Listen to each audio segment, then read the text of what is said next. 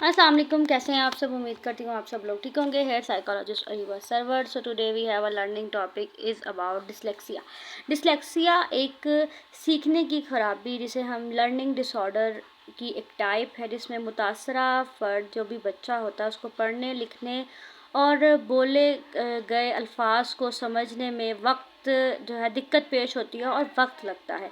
ये ज़हानत की कमी नहीं होती, बल्कि दिमाग की ख़ुसूसी जो है मालूमात को प्रोसेस करने के अंदाज़ में जो है फ़र्क की वजह से डिसलेक्सिया जो है वो हो जाता है। डिसलेक्सिया आखिर है क्या? डिसलेक्सिया एक न्यूरोलॉजिकल असाबी हालत है, जिसमें फ़र्द के अल्फाज को पहचानना, तलफ़्फ़ुज़ करना यानी प्रोनाउंसिएशन करना, स्पेलिंग करना, हिजे करना, रवानी से पढ़ना, इसके अंदर उनके लिए बच्चों के लिए काफ़ी मुश्किलात जो है उन्हें दरपेश होती हैं। वो अल्फाज लिखे हुए अल्फाज को, जैसे कि A for apple, B for ball, C for cat, इन वर्ड्स को जिस तरह एक आम इंसान इजीली पढ़ सकता है और समझ सकता है, डिसलेक्सिया के बच्चे जो हैं वो इसको ना तो इजीली पढ़ सकते हैं और ना समझ सकते हैं।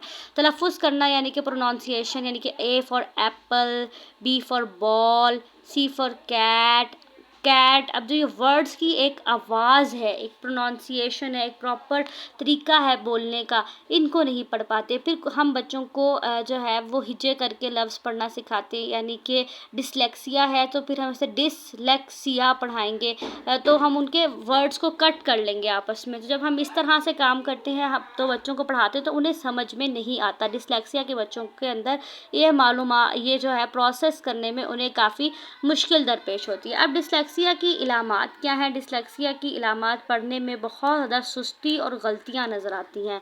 मतलब कि अल्फाज का उलट पलट, मतलब बे को दाल समझना और इस तरह, क्योंकि उनके अंदर उनकी प्रोसेसिंग इतनी माइंड स्लो होती है कि वो डी को बी, बी को डी, डी को बी समझते हैं।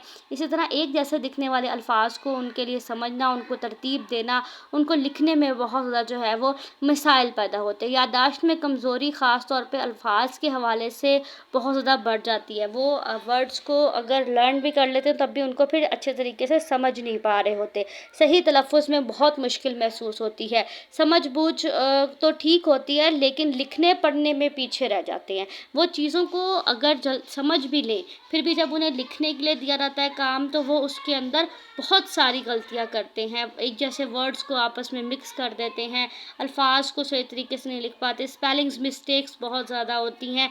ये चीज़ें उनके अंदर बहुत ज़्यादा नज़र आती हैं। डिसलेक्सिया की आखिर वजूहात क्या हैं? डिसलेक्सिया की कोई मुकम्मल इलाज नहीं होता, लेकिन ख़ुसूसी तालीम इसके डिसलेक्सिया में मोरोट यानी कि ये एक विरासती अवामिल की वजह से भी हो सकती है। दिमाग में मखसूस हिस्सों के मुख्तलिफ अंदाज में काम करना होता है। अगर ज़चगी या पैदाइश के दौरान दिमाग में कोई नुकसान पहुँचे कभी कभार, तो उसकी वजह से डिसलेक्सिया जो है वो डिवेल्प हो सकता है। डिसलेक्सिया डिवेल्प होने की और भी कई वजूहात हो सकती हैं। इस तरह के जो है वो पैदाइशी अवामिल भी होते हैं, उसमें माहौलियाती अवामिल भी शामिल होते हैं। यानी कि अगर दिमाग में कोई बीमारी आ गई है या चोट लग गई है, उसकी वजह से भी डिसलेक्सिया जो है वो डिवेल्प हो सकता है। और क्योंकि चोट लगने से अगर दिमाग का कोई हिस्सा काम करना स्लो कर जाए, तो उसकी वजह से डिसलेक्सिया डिवेल्प हो सकता है। इलाज और मदद क्या है इसके अंदर? डिसलेक्सिया का कोई मुकम्मल इलाज नहीं होता, लेकिन ख़ुसूसी तालीम यानी कि स्पेशल एजुकेशन के ज़रिए जो है वो डिसलेक्सिया को जो है वो ख़त्म किया जा सकता है। इसके अंदर सबसे बड़ा और इम्पॉर्टेंट रोल जो है वो स्पीच थेरेपिस्ट प्ले करता है, क्योंकि स्पीच थेरेपिस्ट जो होते हैं वो माहिरीन नफ्सियात या माहिरीन तालीम की रहनुमाई के साथ बच्चे को पढ़ना, लिखना और बोलना सिखाते हैं। वालिदैन और उस्तादा की मुआवनत इसके अंदर बहुत ज़्यादा ज़रूरी है, क्योंकि जब भी बच्चों को इस तरह की चीज़ें सिखाई जानी शुरू करती हैं, तो पहले स्पीच थेरेपिस्ट उनके ऊपर काम कर रहे होते हैं, फिर टीचर्स उनके ऊपर काम करते हैं, और वो आपस में एक दूसरे के साथ कोऑर्डिनेशन में रहते हैं। और उसके साथ साथ माँ बाप को भी कोऑर्डिनेशन में रखा जाता है कि जो भी चीज़ बच्चे को उस दिन सिखाई गई है, वो माँ बाप को भी इस चीज़ की जो है वो तायीद की जाती है कि आपने घर में भी बच्चे को वो चीज़ सिखानी है या पढ़ानी है और उस बारे में गाइड करना है। ये चीज़ें बहुत ज़रूरी होती हैं। आप लोगों से गुजारिश है कि आप जब किसी बच्चे के अंदर इस तरह का मसला देखें, तो फ़ौरन